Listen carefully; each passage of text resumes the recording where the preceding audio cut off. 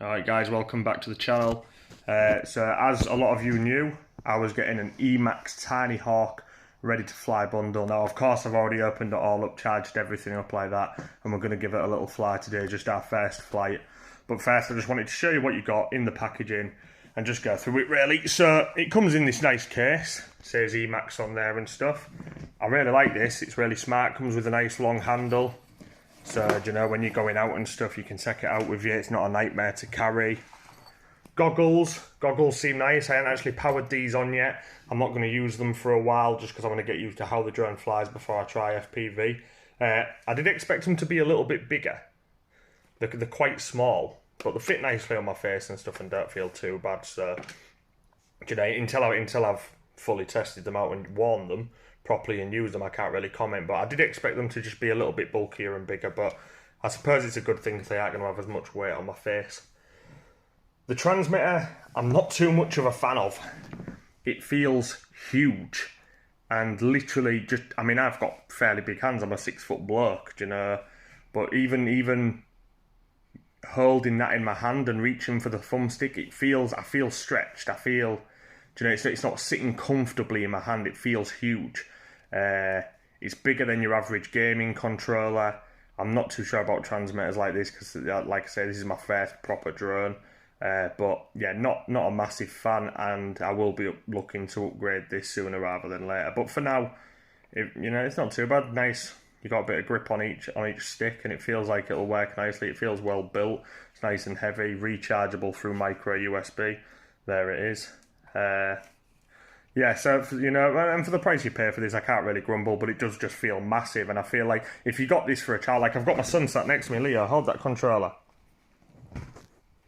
Try and reach you know what I mean, look at it in his hands. Does that feel comfortable, or does it feel massive? It feels massive. It feels massive. Exactly, so, you know, if you had a child, I think they're really going to struggle with something like this. Not that you'd buy this for a child, I don't know, but yeah. Battery, 450 milliamp. 3.8 volt, 8C 260C, JST2 fitting, little 1-cell LiPo. The Tinyhawk does only take 1S to the best of my knowledge, so yeah, don't be putting a 2S in there. That's your charger for the, sorry, my camera keeps on going out of focus, there you go.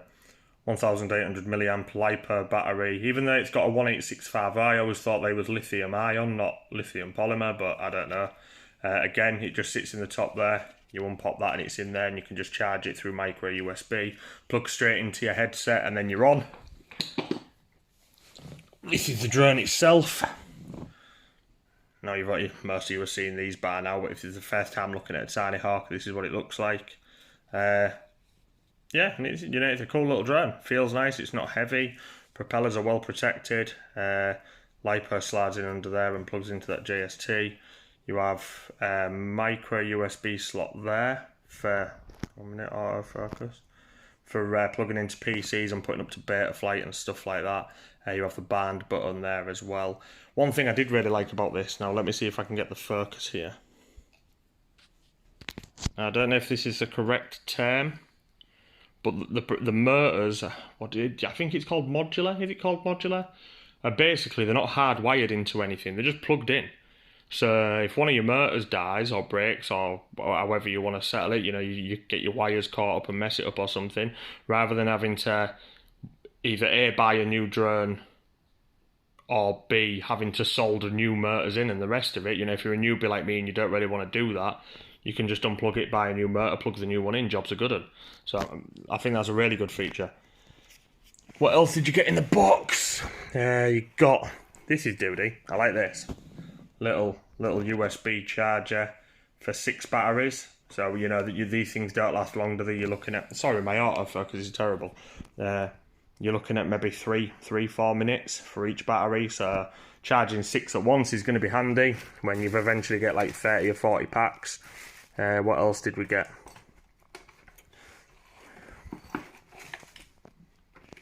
Oh, hang on, we got this. So a little screwdriver.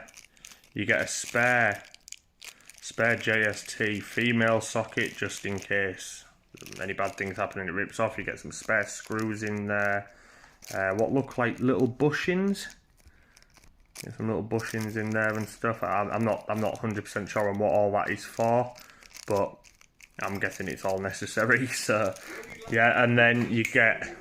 Man, my son just turned YouTube on. What are you doing? I had no idea. No, it's alright, it's alright. And apart from that, you get some stickers, some spare props. Just let me rush into my room and grab them for you. There we go. So look, you get a little Emax thing, booklet, and that obviously you get a booklet that tells you everything.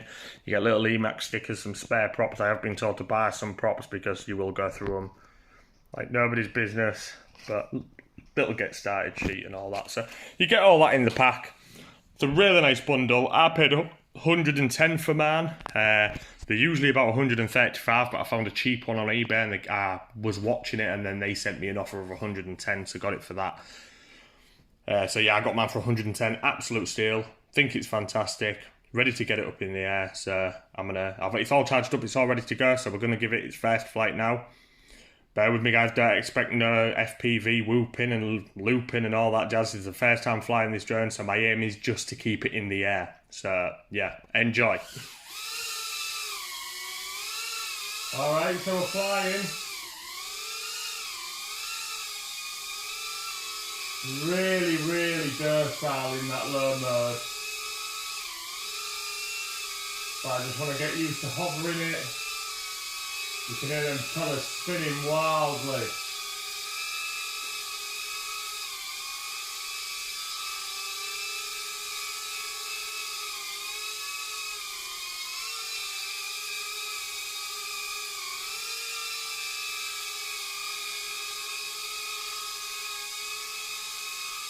Now this may be very boring to watch. This is the first time we're flying this drone, so it's just me getting used to how it handles, holding the transmitter, all that kind of stuff. Get rid of them pre-flight jitters.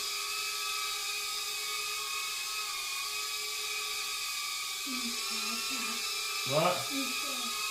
You scared? I ain't gonna hit you with it, don't worry.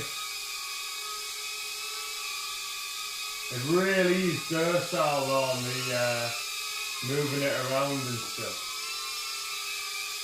Feels odd flying it line of sight after using all the simulators and stuff, but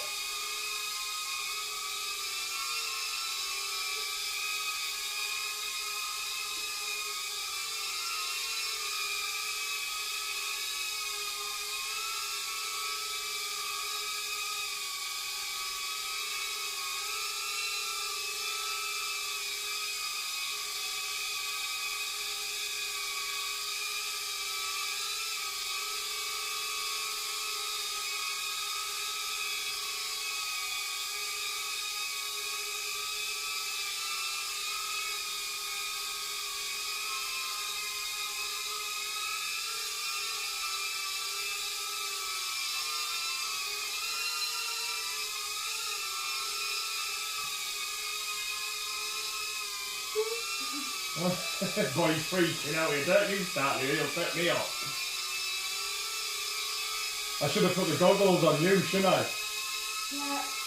Should we get the goggles on? No, it's too late now. I'll just fly it like this for a little bit.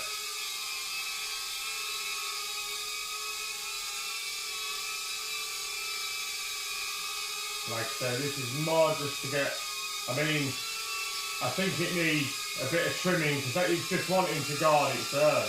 It's wanting to go to the left on its own.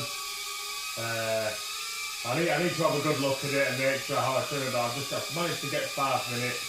So I thought I'd just get it up in the air and have a little, just see how it performs really.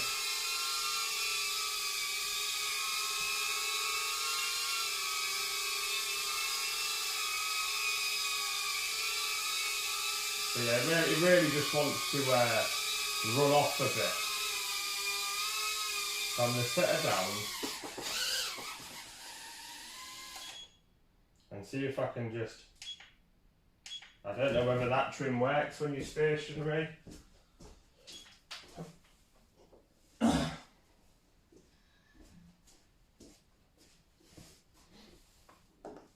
fact that you can disarm it's pretty cool as well, I like that. So we'll go again, see if that springs works at all.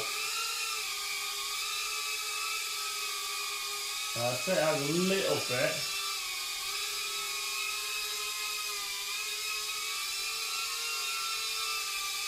Could it be the battery? If I don't have the battery central, could that weigh it to that side maybe?